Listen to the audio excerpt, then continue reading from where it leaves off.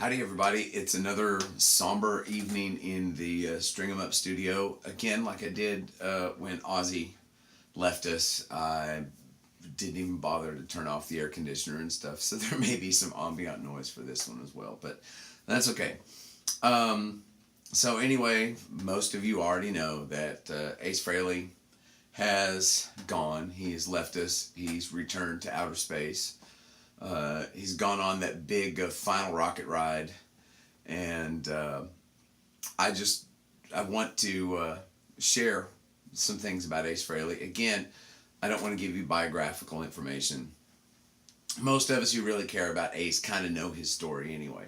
Again, I want to talk about how Ace actually affected me, and I'm sure there are hundreds and thousands of people out there that have very similar stories to mine, but I'd like to go ahead and share anyway. I had mentioned in an earlier video how I discovered Kiss. I was 5 years old, and there are some discrepancies in the date. I'm not sure if it was the September 10th performance or November 11th, I think it was. I had misstated in a previous video that I'd seen the in-concert performance, and it wasn't the in-concert performance. It was actually the Midnight Special. Anyway, I'm going to briefly tell the story again. I was 5 years old, soon to be 6, and I woke up on one Friday night and got up to go pee, and I noticed that the TV was on, but everyone else was asleep. So I went into the living room and I looked, and if I'm not mistaken, it was Kiss playing She on the Midnight Special. I was a couple months from being 6 years old, and I was just amazed that a bunch of superheroes and aliens had formed a rock band, and that's what I was seeing. And I swear my 5-year-old brain, soon to be 6-year-old brain, just broke on the spot. And I was on board, and I knew all about aliens and superheroes because my dad would bring me comic books, and I found out later that he actually was reading the comic book. So I think he was buying them for himself, and he was using me as an excuse. But that was the night I discovered Kiss. And over the next year, anytime I was at the grocery store with my mom and passed by the magazine rack, I'd say, "Oh, that's that group." And I'd see them on, Hit Parader and Cream. I think Circus was even around in the mid-'70s by that point. And, I'd see them in the magazines, and I'd think, yeah, that's the band. So when I was 7, I got Love Gun as a present from my Uncle Bob for my 7th birthday, or my 8th birthday, I guess. And then it was on. So Love Gun was the first Kiss record I ever had. And I got hotter than hell soon after that, and then I got Gene's solo album sometime in '78, and those 3 albums got me all the way through the end of elementary school. And then once I got into junior high, I got back into Kiss and got the first album and Dress to Kill and Rock and Roll Over and Destroyer. And then I was also buying some of the 80s stuff by that point, which, other than Creatures of the Night and Lick It Up, and The Elder, I don't really care for most of their 80s stuff. But that's how I discovered Kiss. And I remember being knocked out by the guy with the bat wings on his face. And I remember after getting my first couple of Kiss albums, I just always assumed that Gene, who was the evil-looking one, was the guy making all that guitar noise. I was a little disappointed later when I found out that it was Ace. And then I started thinking, oh, I don't know, Ace has silver stars on his face. Yeah, he's got to be the guy making that kind of a noise. And I remember I just, when I had that realization that, oh, wow, that's the sound I want to make as a musician, Ace quickly became my favorite and has stayed my favorite Kiss member ever since. When I was my daughter's age, she is about to be 11, in the summers I would just stay up far too late listening to Kiss records and AC/DC. And I would read, or I'd keep myself occupied other ways. And one of the ways I'd keep myself occupied is drawing and painting and stuff. And I was a poor kid that couldn't afford to go out and buy posters. So I got into my mom and dad's acrylic paint. And I think I would have painted this in 80 or 81 when I was 11. And so this was my homemade Kiss poster. So that's pretty cool. And something else that I did, and this ought to show you where my loyalties always were. I'm going to bring this up from the bottom. Hopefully I don't catch some glare from the lights. Is this. And we all know that's Ace from the cover of Love Gun. And I worked for 2 or 3 nights all throughout the middle of the night to make this. And notice over here, you can't really tell, but he's standing on the moon. And this is the flag he's planted on the moon, and it's kind of an Iceman copy, which of course, you know, that's the instrument associated with Paul, but I couldn't draw Les Paul at the time. And then notice it mentions up here, I tried to copy his signature as best as I could. And then it says Kiss as lead guitarist, and there's a star right next to it. And at the bottom, this was my obsession for footnotes even back then. Right here, there, if you can see it, it actually says ex-lead guitarist. So I was even concerned for detail back then. But I spent a long time, and I was always very proud of this picture. And I'm thinking of ways I can clean this canvas, or clean this watercolor paper up. And maybe going in and inking this, because I think this is a pretty good endeavor for an 11-year-old. So I'm actually thinking of inking this and framing it. And this really doesn't have anything to do with Ace, but this ought to show you where my loyalties were kind of lying when I was 11. This is Peter, also off the Love Gun cover. And again, look at this silly looking comic strip cat I put in the background. I don't know why I did that. And then notice I've got Kiss's drummer with a star, and then underneath ex-drummer. So I was a silly little 11-year-old. But again, I'm thinking of inking this one too. And originally I was going to do all of them, but if I remember correctly, I started on Gene, and his was too hard to do, that Love Gun cover. And then I just kind of gave up, and so I kept those. So anyway, here's something else. A few years ago, the guitar store that I work at every so often, this came in, and the boss bought a whole box full of old music books. And they saw this one, and everyone said, "Oh wow, Dave's all into Kiss. He needs that one." And what's really cool about this is there are some cool Ace photos, and I always loved the photos that were taken Love Gun era. And of course, you gotta love this one with the 3 pickup Black Beauty. I think there are some more pictures. Well, maybe not.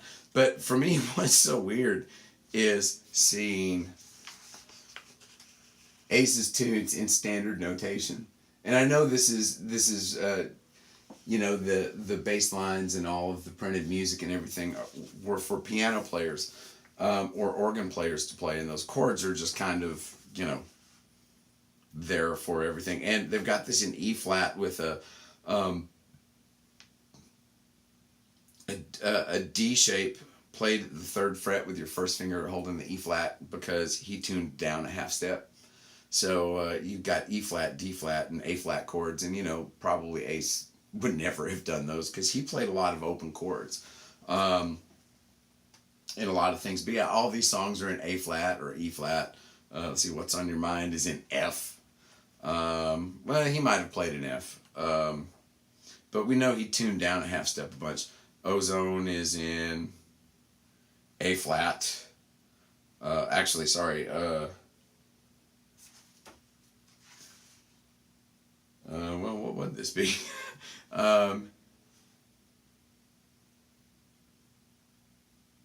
No, it's in F. Again, F. Weird key to think of Ace Frehley playing in. Snowblind in B flat, of all things. Ace would play in B, so I know that makes sense. And then of course it's got, just a lyric sheet, so somebody can play the piano and then somebody can actually read off that. Anyway, I always thought this was a really, really slick little package. So that's another part of my Ace memorabilia. Now for me, one thing that always stuck with me from that Midnight Special performance is Ace's guitar, the guitar he was playing. And it was that Tobacco Sunburst. I don't know what year it is. I think it was an early 70s Tobacco Sunburst. It might have been older because as I was watching this evening, I just thought, man, that guitar looks like it's kind of been run through the ringer a little bit. And so I was about 40 before I was able to do this, but I finally picked up a Tobacco Sunburst Les Paul. It is an Epiphone though. And actually I had tried this guitar out after I had tried out a Les Paul, an actual Gibson. I like this one better. And so I specifically wanted a Tobacco because of that. Let's see, I'm doing this off the top of my head, so please be forgiving.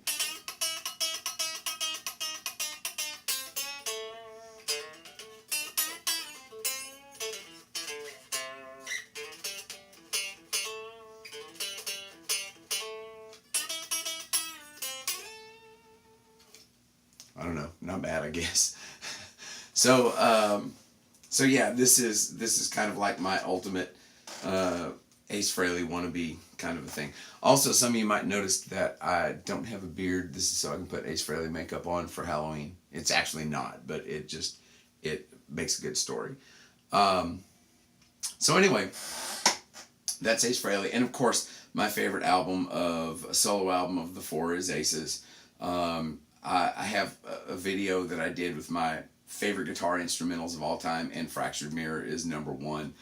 I can just remember being 14, I think. It was the first time I ever heard the whole album, and Fractured Mirror just absolutely crushed me. And so, yeah, it's absolutely one of my all-time favorite things. As far as the solo stuff, I thought Origins 1 was amazing. I really loved the first Frehley's Comet record. And the funny thing is, my favorite song off that record is the one that everybody hates. I love Dolls. I think Dolls is the coolest song that Ace ever wrote during his solo period. I think Dolls is a magnificent tune. I don't know why. And so, yeah, people are probably going to make fun of me for that, but I love the song Dolls.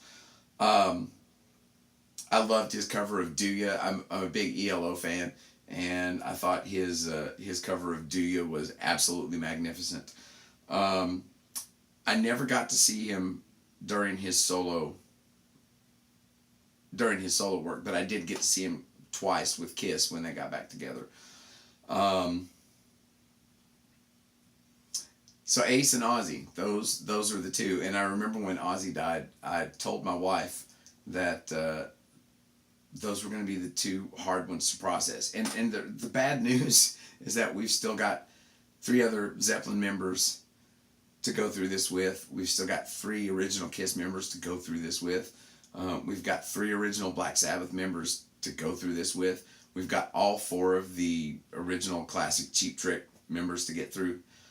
It's about to get bad. So there's a part of me that's actually thankful that for me, the 2 toughest ones were the first. So it almost seems like as bad as it's going to get here in the next year or two, for me anyway, I'm over the hump. It doesn't mean I don't care about Robert Plant and I don't care about Bill Ward. Obviously I do. Don't care about Paul Stanley. I obviously do.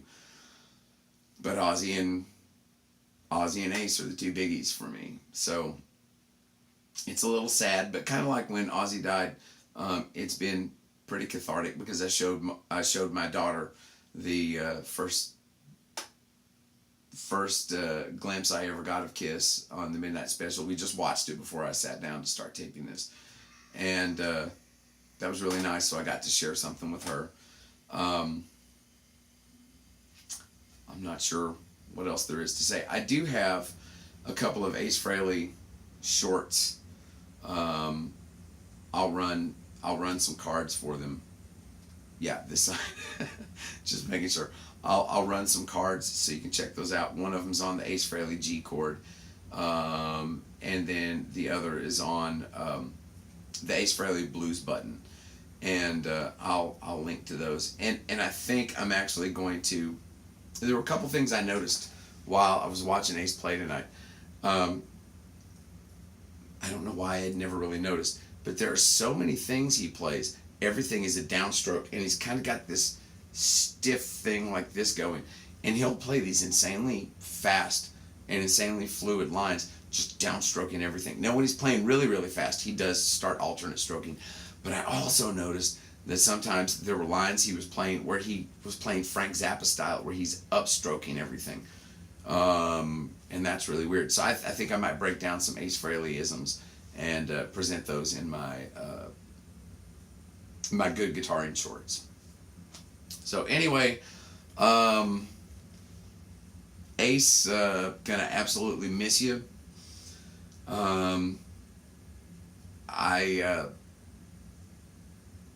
Tomorrow's just gonna feel so totally different. Like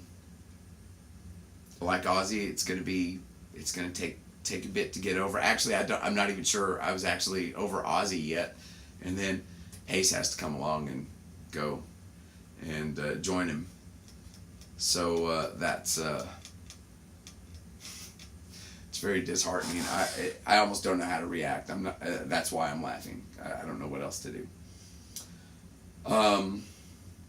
So I noticed something as I was putting this video, or as I was getting set up to put this video together.